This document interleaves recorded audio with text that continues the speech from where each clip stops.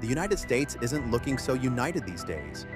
Between political divisions that make the Civil War look like a polite disagreement and cultural wars fought over everything from coffee cups to math textbooks, some states are seriously considering going their own way.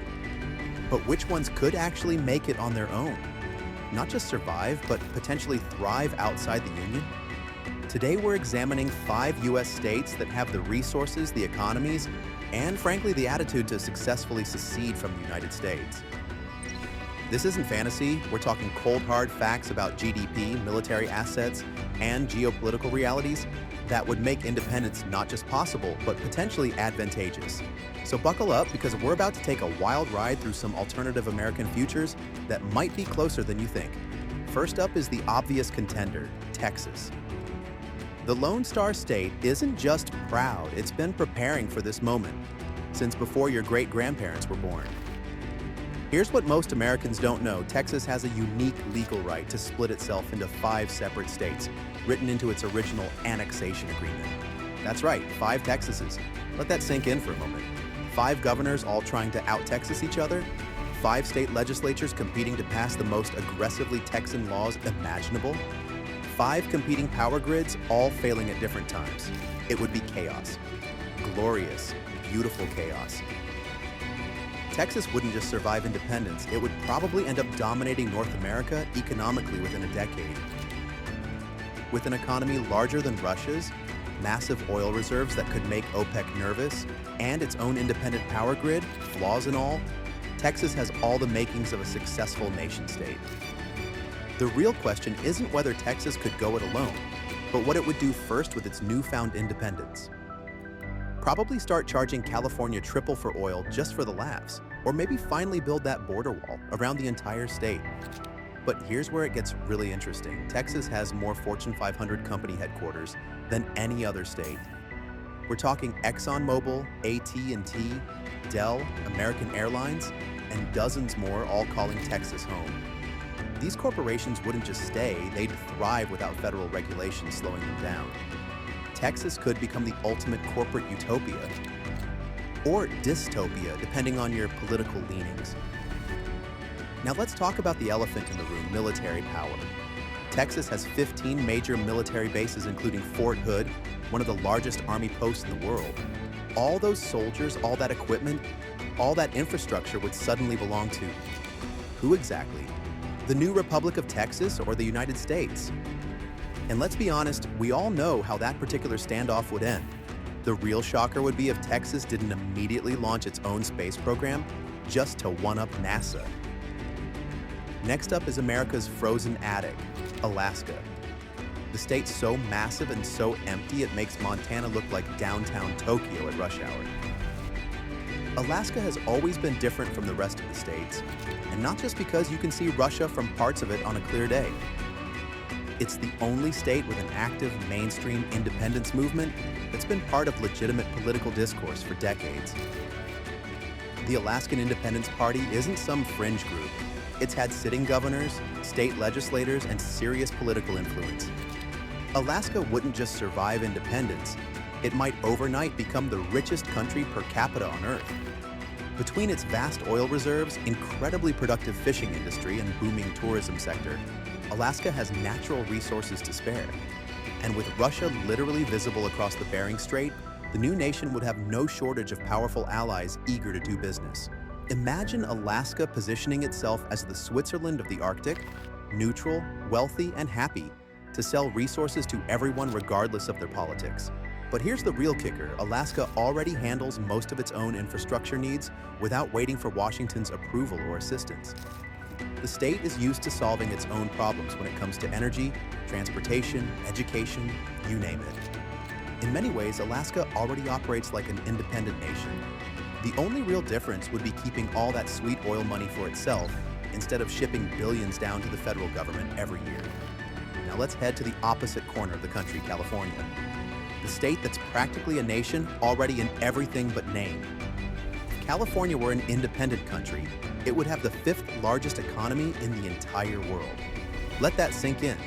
Larger than the United Kingdom, larger than India. The tech industry centered in Silicon Valley alone could probably fund the entire government, just with the spare change found between the couch cushions in Palo Alto. California's agricultural output could feed most of North America with plenty left over for export. Its entertainment industry already dominates global popular culture. Its ports handle nearly half of all container traffic entering the United States. The state wouldn't just survive independence, it might not even notice the difference at first. Well, except for one tiny little problem: water. Here's the harsh reality check. California's already serious water crisis would go from concerning to potentially existential overnight. All those complex Colorado River water sharing agreements? Gone.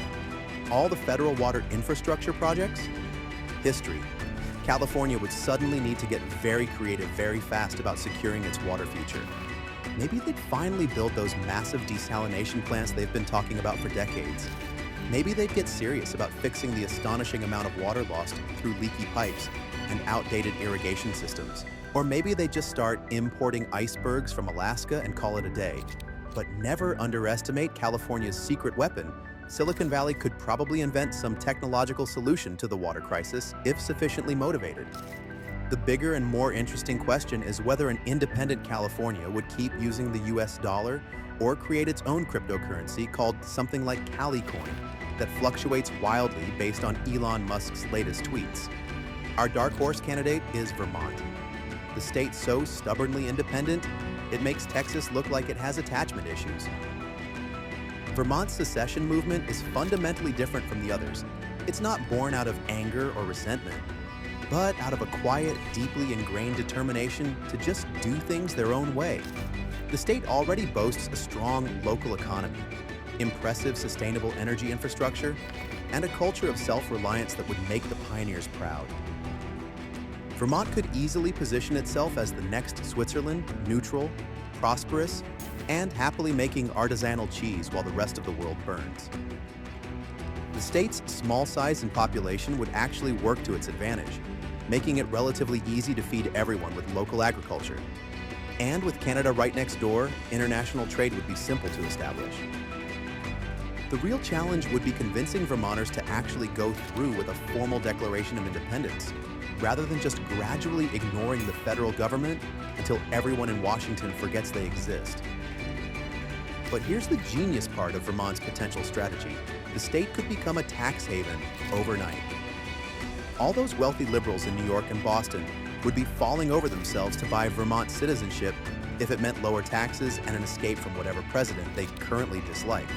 Vermont could probably fund its entire government just by selling golden passports to progressive millionaires at $2 million a pop.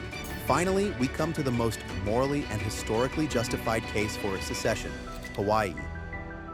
The only state that was a fully recognized independent kingdom before being annexed by the United States, in what even many mainstream historians now acknowledge was a pretty shady move. Hawaii's sovereignty movement isn't some theoretical academic exercise. It's a living, breathing political effort to restore what was taken, with active organizations and passionate supporters.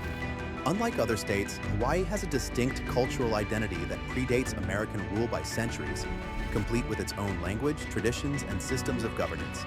Hawaii's economy is obviously built on tourism, but look deeper, and you'll see the islands have strategic military importance, substantial natural resources, and geographic advantages that would make independence viable. The real question is what form that independence would take: a restoration of the monarchy, a modern republic, some kind of tourist-driven corporate state? The most fascinating possibility is how Hawaii could leverage its unique position between East and West. Imagine Hawaii becoming the Singapore of the Pacific, a neutral meeting ground for global powers, a financial hub with perfect weather year-round, all while finally giving native Hawaiian culture the central place it deserves after being marginalized for so long under American rule. So, what do you think? Could your state make it alone? Would you want it to? Hit that like button if you think Texas should just go for it already. Leave a comment telling us which state you'd most want to kick out of the union if you had the chance. And subscribe, because let's face it, you want front row seats when Florida inevitably tries to declare itself the world's first meme-based sovereign nation. This is Red Pin Confidential signing off until the next great American debate.